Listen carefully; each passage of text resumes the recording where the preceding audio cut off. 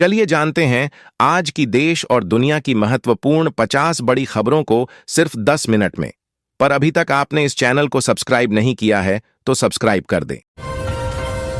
पश्चिम Asia में तनाव के बीच अमेरिका और इजराइल ने संयुक्त कार्रवाई करते हुए ईरान पर हमला किया।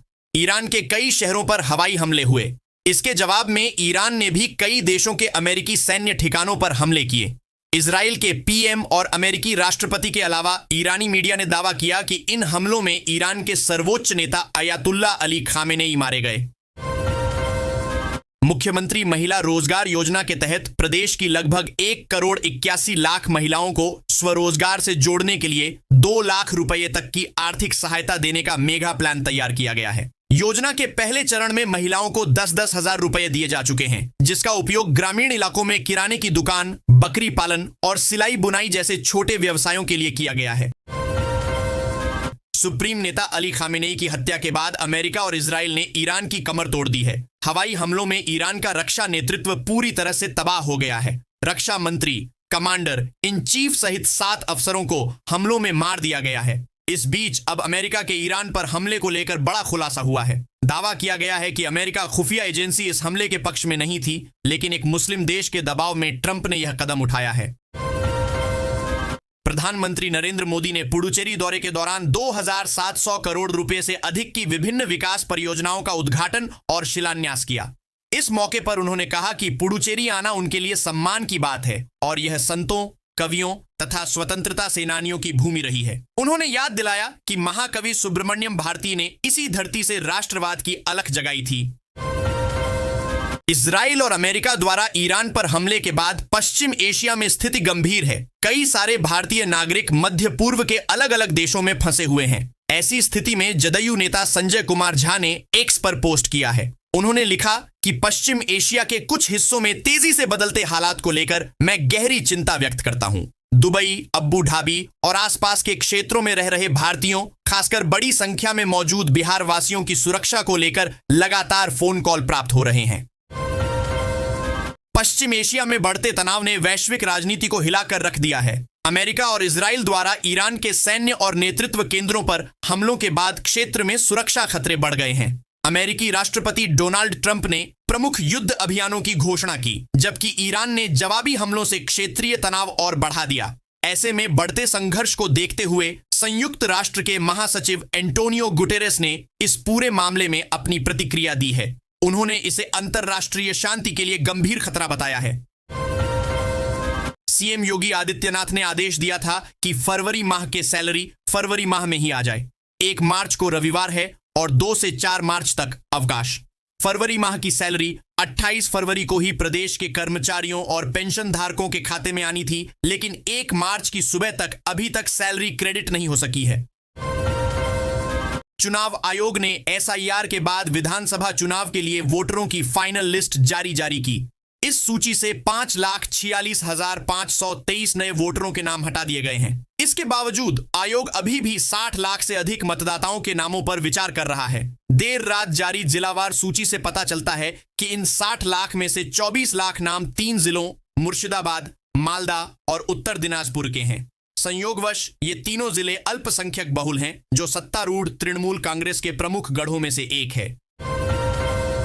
पश्चिम बंगाल में भाजपा अब पूरी तरह चुनावी मोड़ में आ चुकी है। बीजेपी ने बंगाल में सत्ता बदलने के लिए अपनी पूरी ताकत झोंक दी है। बीजेपी के राष्ट्रीय अध्यक्ष नितिन नवीन 1 मार्च से बंगाल के 2 दिनों के दौरे पर आ रहे हैं। वे रविवार को बंगाल में परिवर्तन यात्रा का बड़ा शंखनाद करने जा रहे हैं। पार्टी ने पलटानो दरकार, चाई भाजपा सोरकार का आक्रामक नारा दिया है। यह यात्रा 1 मार्च को 5 और 2 मार्च को 4 अलग अलग जगहों से निकलेगी। 1 मार्च की दोपहर 3 बजे नितिन नवीन रासमेला मठ पहुंचेंगे। यहां से वे परिवर्तन यात्रा को हरी झंडी दिखाएंगे। यह द्वारा चुनाव के लिहाज से बहुत अहम है।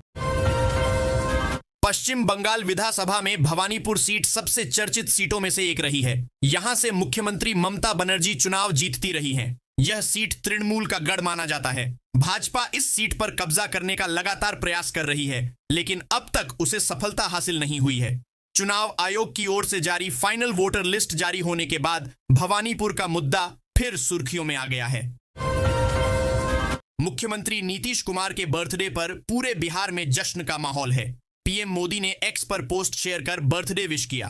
पीएम मोदी ने लिखा, बिहार के मुख्यमंत्री नीतीश कुमार जी को जन्मदिन की हार्दिक शुभकामनाएं। उन्होंने पिछले कई वर्षों से बिहार की प्रगति के लिए निरंतर कार्य किया है। उनकी दूरदृष्टि और विकास योजनाओं ने अनगिनत लोगों के जीवन पर सकारात्मक प्रभाव डाला है।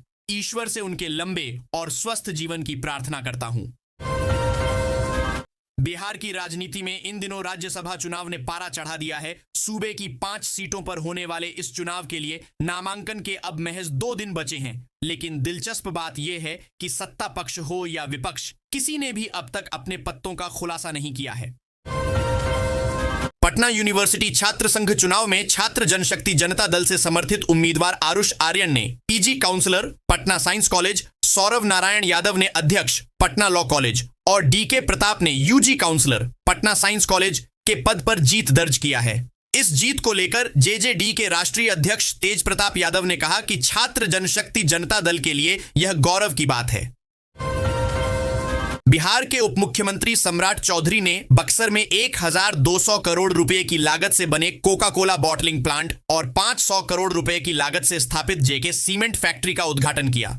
ब्रह्मपुर इंडस्ट्रियल एरिया में बना जेके सीमेंट का प्लांट करीब 100 एकड़ जमीन में फैला है।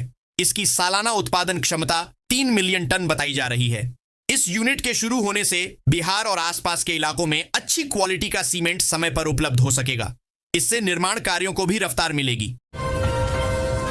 बिहार में राज्यसभा चुनाव को लेकर सियासी हलचल तेज हो गई है। असदुद्दीन ओवैसी की पार्टी AIMIM के रुख ने राजद की मुश्किलें बढ़ा दी हैं। विधायकों की संख्या इतनी कम नहीं कि राजद मैदान छोड़ दे, लेकिन जीत की गारंटी भी नहीं है। ऐसे में पार्टी के सामने सख्त रणनीति बनाने की चुनौती है।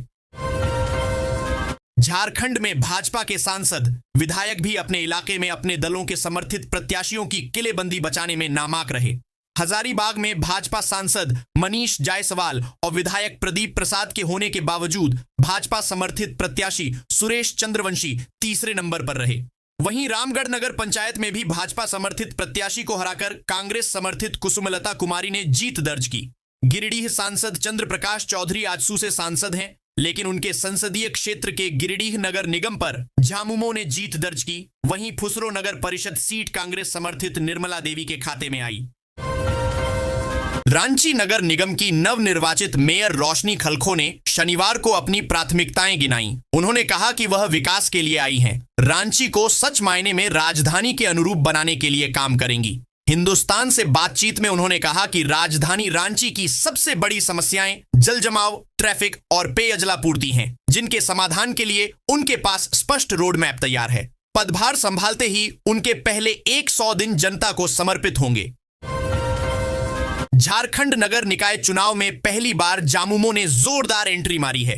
उत्तरी छोनागपुर की गिरिडीह नगर निगम सीट पर कब्जा जमाकर झामुमो ने शहर में अपनी पकड़ मजबूत की। धनबाद के चिरकुंडा नगर परिषद से भाजपा की बागी प्रत्याशी सुनीता देवी ने माले की शुक्ला राय को हराया। वहीं धनबाद नगर निगम सीट पर भी भाजपा से बागी होकर चुनाव लड़ संजीव सिंह चौथे राउंड में लगभग 16,000 मतों से आगे चल रहे हैं। उत्तरी छोटा नागपुर में निर्दलीय प्रत्याशियों का बोलबाला रहा। मुख्यमंत्री डॉक्टर मोहन यादव ने कहा है कि प्रदेश के हर ग्रामीण अंचल तक यात्रियों को सुगम आवागमन की सुविधा मिले, इसलिए हम हर जरूरी कदम उठा रहे हैं। इस लक्ष्य के लिए हम कटिबद्ध हैं। सबके हितों की रक्षा हो और लोक परिवहन सेवा भी निर्बाध रूप से चलती रहे, यही हमारा ध्येय है। मुख्यमंत्री ने कहा कि हम यात्रियों को, विशेषकर ग्रामीण अंचल के लोगों को सुगम परिवहन की सेवा देना चाहते हैं, पर इस उद्देश्य की पूर्ति में किसी का नुकसान भी नहीं होने दिया जाएगा।